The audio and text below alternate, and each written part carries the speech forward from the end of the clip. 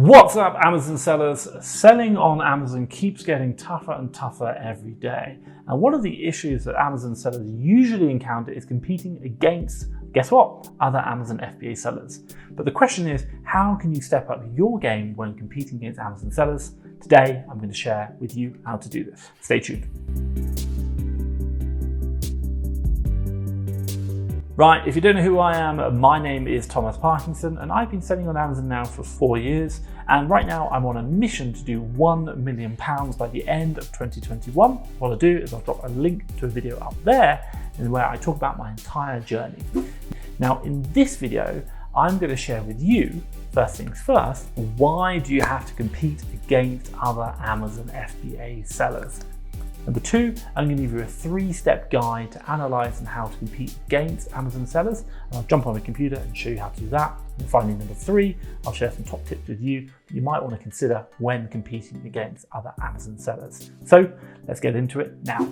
Okay, first things first, why do you have to compete against other Amazon FBA sellers? So there are a massive number of sellers on the Amazon marketplace, and to give you the numbers, according to the marketplace pulse, Amazon's marketplace right now has 1.6 million active sellers. That is a lot of competition. Now, not only that, we are seeing continuous increase in the number of sellers, and again, according to marketplace pulse, this year so far, 334,000 sellers have joined the Amazon marketplace. That is crazy. Now with that is going to be tough competition out there against those sellers. So they've all got the same goal as you. What is it? It's to make money. Now the first goal is to mention that all the sellers are going to be competing to win the buy box in order to make more sales.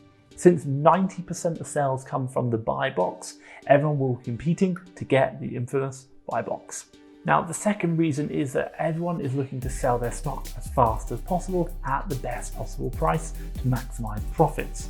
Because the longer the products are stuck in Amazon's warehouses, the more costs you're going to have with fees such as FBA storage fees, just going to add up. So if the stocks are sold quickly, it means you don't need to worry so much about these fees. Hence why they're trying to get the product sold as quickly as possible and for as much profit as well. Now, a quick question for you guys before I jump into my top tips about competing against other Amazon sellers. What do you do, or what are your struggles right now? Let me know in the comments below. I'm really interested to see what are you seeing on the Amazon marketplace right now. Let me know in the comments down below. Okay, this leads me nicely on to number 2. What's my 3-step guide to competing against other Amazon sellers? Let's jump on the computer and do this now. So for step 1, first things first, what you're going to be looking to do is to do analysis using a Chrome extension called Keeper.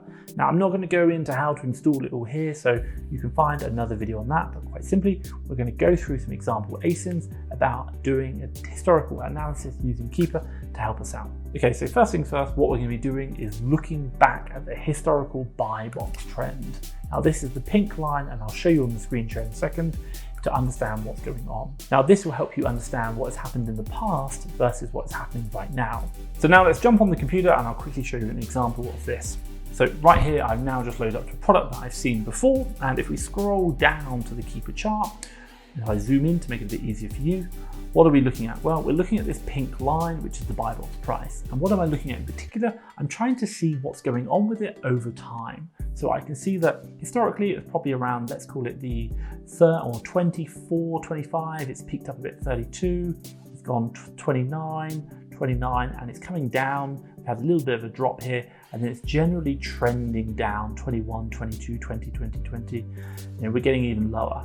Now, what I'm really trying to understand is what's the trend in that product, what's going on with this price. Why? Because if I can understand what's happened over the past, I can predict what's going forward. Now, if I can understand that, it's going to help me understand what's going on in the future. And then obviously I can decide what I need to do to help me compete against the competition on Amazon. Now, once you understand the trend of the buy box and what's going on and the historical price, what I really recommend doing is also just getting an understanding of who has control of the buy box over time. Now, if you're competing against, say, Amazon, you're going to want to know this information, but it might even be there's one FBA seller or FBM seller who's just holding that buy box. So really important to check that. Now, what I will say is take note that the buy box does rotate based on the eligibility of the seller. So by using Keeper, we can see the buy box percentage over time that each seller has and their information. So what I'll do is I'll jump on the computer again now and just show you what you need to see about buy box rotation that's going to help you understand that. So back on this graph, if we come back up here, we can go onto the data tab, and what we can then do is go onto the buy box statistics. So let's have a look at that. Now what you can see here is over the last 30 days up here, who has held the buy box and what percentage of time they've won. So what we're trying to understand, is there one seller on this listing who is just hogging that buy box? And if so, we can ask why, or is that being rotated quite fairly? This gives us that information. Now, if you want to know how to become eligible to win the buy box and maybe you're not sure, what I'll do is I'll drop a link above to a video I created called How the Buy Box Rotation Works. And obviously it's going to help you win that buy box. Check out that video, it's just going to help you out. Now, when doing the buy box analysis, looking on that Keeper chart, the question you want to be asking yourself is, do I want to reduce my price to be more competitive at a new lower price? Or do I want to wait for them to sell out and for the price to return? Quite simply, when we are doing the buy box analysis, looking at that price over time, the trend, the question we need to be asking ourselves is, are we going to become more competitive by reducing our price, or will we wait? So keep that in mind as we go through the next two steps. Now, for the second step that you want to be thinking about is what's known as the sales rank history. Now for this, what you're going to be doing is reviewing the green line on the Keeper chart. Now the closer that green line gets to the bottom, or 0, it shows sales are increasing, and the further it gets away, i.e. going up, it shows that sales are decreasing or slowing down. Now when reviewing that sales rank chart, you're going to get a much better understanding of how quick that listing is selling, and as a result, you're going to understand how quick your competition is going to sell out of stock. Now, if you understand how quick they're going to sell out of stock, you might understand that once they sell out of stock, the price might increase for you to make the desired profit again, or perhaps maybe they've got so much stock that it's just not going to happen anytime soon. So let's jump on the computer now and have a quick look at that green line and show you what's going on in that example earlier. So coming back to this listing we had before, I'm just going to hover over the sales rank line, and what I will quickly do is I'll annotate the screen to help you understand what's going on. Okay, so what we can see here is this green line, and what I'll do now is quickly draw on it so we can see what's going on. We can see it's come down, it's going up, and then it comes back down again. Now every time it comes closer to this 0, the sales are increasing, and every time it goes up, the sales are decreasing. So what can we see is right now, over the last couple of days, this product is increasing in sales. You can see that by this green line. Now, as a result, that means our competitors' stock, if they are winning the buy box right now and we are not, it means that they're going to increase in sales, and as a result, their stock might sell out quicker. So when we're reviewing that green line, what we're trying to understand, or the sales rank we're trying to understand, is how quick that listing's selling. And once we understand that, we know whether we should jump in, reduce our price and get more competitive, or should we hold and wait for our competitors to sell out. Now, the next thing you want to consider is what's known as the new seller count. Now, what I want to talk about here is who is on the listing. So let's say, for example, the new seller count is 50, but there are only 2 people on the buy box. You might not want to care about the other 48 today, but just be mindful if the other 48 sellers don't start seeing sales soon, then they are likely to drop their prices, and all of a sudden, those 48 sellers will now become competition as well on that buy box. So just be aware that new seller count does have an impact. Now, if you look at the new seller count line on the graph going up, this means more and more sellers are joining the listing, and generally speaking, this means more and more competition, which generally leads to the buy box price going down. Alternatively, if the new seller count is going down, then what you're probably going to see is less competition, and that new buy box, or the buy box price, might rise, which means you can make more profits. Now, when reviewing the new seller count, what you're trying to understand is if the competition on the listing is increasing or decreasing.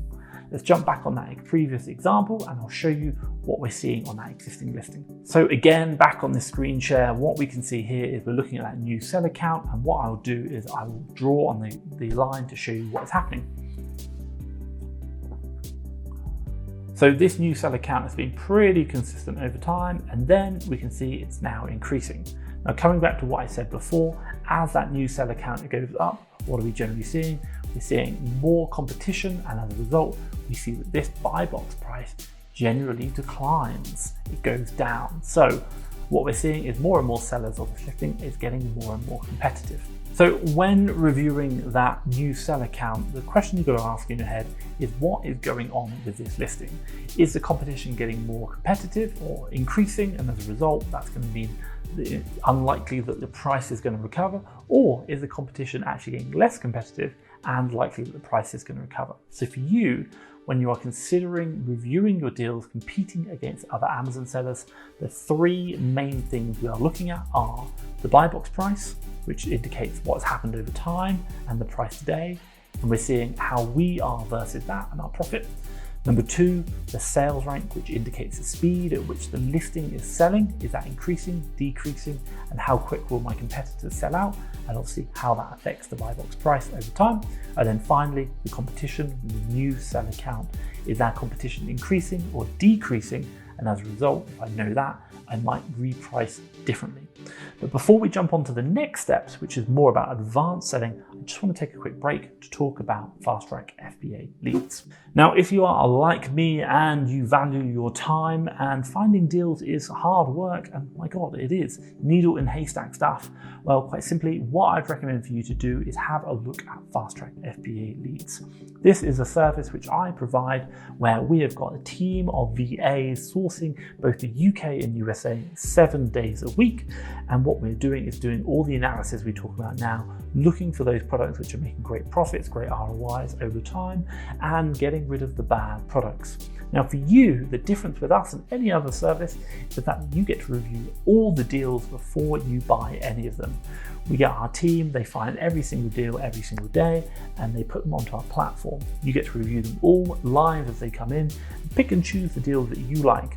Maybe getting rid of the competitive ones, maybe only finding the ones which meet your criteria.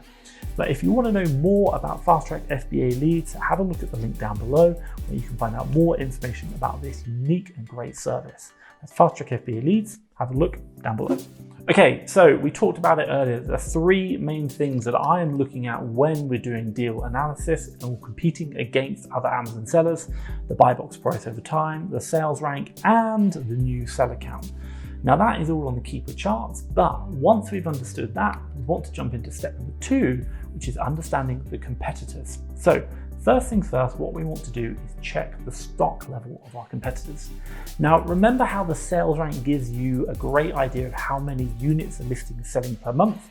Well, pay attention to those sellers with a lot of stock. Why? Because if they have too much stock on hand versus the listing sales per month, then those sellers are generally going to be forced to drop their price and to get their product selling and to shift that stock. So just be very mindful of that. Now, if we jump back onto the screen share, what I'll do is I'll quickly show you this listing and the competitors on there, and we can look at their stock levels as well. So now again, using Keeper, you can come down and quite simply click on new listings. And what's going to happen is it's going to show you all the competition on that listing, and Keeper will also show you their stock levels. So what you can see here is this listing here, the seller has got 1 in stock. We've got here, they've got 1 in stock. 3, 1, 1, 1, 1, 2, 1. Quite low number of stock levels these sellers have. And what we'll do is keep going down. You may see here where they do max order limit. That means they're limiting the number of people who can order, which also hides the amount of stock they've got. So just be mindful of that. We've got 10 here, 5, 1, 1, 1, 12, nothing particularly big. 1, 1, 1, 10, 6, 9. There's a lot of people on this listing with some stock, but not really that huge. 5. Generally speaking, if I look at this product, I don't think there's a lot of stock on the listing given the sales volume of this listing by looking at that Keeper chart. So you can see the competitor stock just by using the Keeper Chrome extension that's going to help you out. Okay, so the next thing you want to be looking at is the competition fulfillment type. So for this part, you'll be looking to see if a seller is FBM, FBA, or seller fulfilled prime. Now, generally speaking, we only really need to worry about an FBA or a seller fulfilled prime seller if we are an FBA seller. Most of the time, fulfillment by merchant doesn't really affect us unless they are priced significantly cheaper than what we are. And you'll know that because they win the buy box. So let's jump back on the computer and get a clearer understanding of doing competitor analysis when looking at your competitor's stock and their fulfillment type. Okay, so coming back to this listing, what we can see straight away is that the buy box owner or seller is 2134 and they are a Amazon Prime, so they're FBA, so just be aware of that. Now you can see here, ships from M&O shipping, that means they are merchant fulfilled, so you can see them, and we're not going to worry about them too much, but also their stock levels are pretty low. So we've got here another FBA, we've got another FBA Amazon.com where it ships from, so we can see that these are the people we're going to worry about or think about, but again we can see that their stock levels aren't particularly high. So to summarize, what we've talked about in the first section is 3 steps that you want to look at: the buy box price over time, and we see in this example it's generally trending down. Number 2, you want to be looking at that sales rank, and that shows you how well this listing is selling over time. And what we can see in the last couple of days, this has increased quite dramatically because that sales rank has got closer to 0. Number 3, you want to be looking at the new seller count, and again what we can see is that this product has a massive increase in the number of sellers. Why? Because that new seller count is going up. Now, once you've done those initial 3 steps, you're going to get a good understanding of what's going on with the listing itself, and we can understand that. And then we move on to the actual competition. Now, in the 2 steps we're looking at the competition are, number 1, the competitor's stock count. And you can see when we look at this deal that while there is a large number of competitors, generally speaking, their stock levels are very, very narrow or very small. So they're not holding large numbers of stocks, they're likely to sell out quickly. Now, number 2, the thing we're also looking at is the fulfillment type. So what we've looked at with this listing is that while there's quite a large number of sellers, a lot of them are actually fulfillment by Amazon sellers, and obviously we are going to be competing against them. Now, once we understand this, what we're going to be doing is doing an analysis of saying, where do we want that price to be and how quick do we think those sellers are going to sell out, based on, number 1, the total amount of stock and how quick those sellers will sell out at prices lower than us before that price recovers back up because those sellers are sold out. So for us, what we've seen is that, and I'll show you right now, we can see the buy box price now is $21.34, and if we wanted to get the price higher, it's going to make profit for us. Let's call it $23 or $22.23. All these sellers above are going to have to sell out. Well, quite simply, they've all generally got 1 item of stock and it's a fast selling listing, so I'd feel quite confident they're going to sell out quickly. So what I might do is sit here and hold. But if they had a lot of stock and the selling maybe wasn't selling so fast, then I wouldn't feel so confident that this listing is going to sell that quick, and then those sellers are going to sell out. So I might have to reduce my price to get it more competitive to win that buy box. So 2 analysis there of how to review the deal and what to do about setting your price depending on the competition. Okay, so you've just done the analysis on the buy box price trend over time. You've looked at the sales rank over time. You've also looked at the competition and the change in that over time using the keeper. You've then also looked at the competitor stock levels, and you've looked at what their fulfillment types here are to see who the real competitors are. And now you've decided what you need to do with your price. Well, what's the next step to do? Well, quite simply, it's to update your price. Now, what do I recommend doing is not to do this manually, but to use something like a repricer, which is going to make sure that that price is updated, but also is going to continually update over time within a minimum and maximum range. Now, what I will do is I will talk you through 3 different rules we use in my business to help me manage the stocks when competing against other Amazon sellers, and how we use them at different times and different stages through the journey to ensure that we're managing our inventory effectively, but also as well trying to maximize profits. So first things first, rule number 1 is our generic rule we use all the time. This is a rule whereby we will quite simply match the buy box sellers by price. So anyone who is within our minimum and maximum price, who has the same fulfillment type, FBA, self-fulfilled prime, we are interested in those and we will match their buy box price within our minimum and maximum prices. Why? Because quite simply, we want to get on that buy box, but also as well, we want to just stay competitive, but not undercutting anyone, bringing it down. We are trying to ensure that we are maximizing our sales whilst maintaining profits. Now we will do this rule for the majority of the time that we're on the listing. Now, when we are over 90 days old within our stock, what we're going to do is probably move to a second rule, rule number 2. Now, rule number 2 is being more competitive, more aggressive. Now, what we do with this rule is quite simply, we will use this rule when we are not getting sales and we've held the stock for too long. What does this rule do? Well, this rule, we are basically undercutting the competition. We're trying to beat the competition by 2p. We literally reduce that price down by 2p. Why? Because sometimes it means we're not going to make enough money, but we've held this stock for so long, it's just not selling. Now we need to get the stock shifted. Now after 3 months, and especially with the restock limits, we really need to get this product moving, even if it means we're taking much lower profits, ROI, or even a small loss. We need to get the product selling. So as a result, we will undercut the competition and try and win that buy box off everyone else. So the rule here is basically undercut everyone else by 2p. Now, the third and final rule we use is for products which, even after we've been aggressive with 2p undercutting, still are not selling. Now, quite simply, we've used this in the past, anything over 180 days old, and we call this like our super aggressive rule. Now, to be honest, we probably don't need to use this, but it helps us manage what we're doing. So we have a buy box match, we have an aggressive rule, and now we have a super aggressive rule. Now, this just helps us understand what stocks are old, and we can monitor them more easily within our repricer. So quite simply, what are we doing? We are then going to take the buy box price right now, and we're going to undercut it by 5p. Not huge, but we want to keep being aggressive on that buy box, and we want to make sure that we're winning the buy box. Why? Because the stock has been sat in our warehouses for 6 months right now. And quite simply, this is not our model. We do not hold stock for 6 months, so we need to get it shifted. So our third and final rule is called our super aggressive rule, whereby we will undercut everyone regardless of fulfillment type, FBM, FBA, and seller fulfilled prime by 5p to get that product sold. That is what we're looking to do.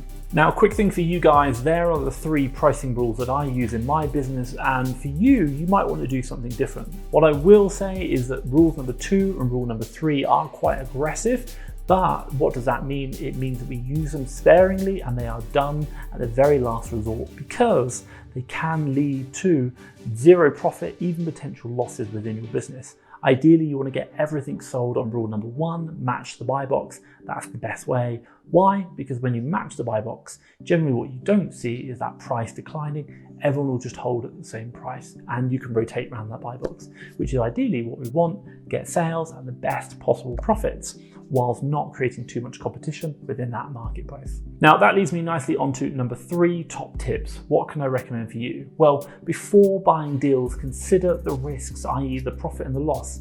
As much as possible, minimize the risk of making a loss, but remember that a small loss is better than having all your money tied up in stock that doesn't sell. So just consider that. Now, number 2, consider using tools like Keeper, which we've used in this analysis, to check that product sales history over time, and also as well use a repricer to support you in changing the prices when you need to win that buy box. This will really help you, number 1, make smart decisions, and then number 2, help compete against Amazon sellers when you understand what's going on. Now, number 3, for sellers doing fulfillment by merchant, FBM, make sure you keep your seller metrics high. And if you are competing against FBA sellers, what you want to do is make sure that you're priced competitively. That's going to really help you out because you are an FBM seller versus an FBA seller. So you're generally going to have to be cheaper. Now, what I will say is after understanding how to compete against other FBA sellers, what you might consider is learning how about repricing software works and how the different repricing softwares available to you are. So what I'm going to do is I'm going to drop a video around here about what repricing software I use for my Amazon business and other people as well. So check that out, it's going to really help you. But if you've liked this video, give me a big thumbs up. And hey, if you want to see more, hit that subscribe button down below. That's the subscribe button down below. But for me, Thomas Parkinson, FastTrackFBA, thank you very much.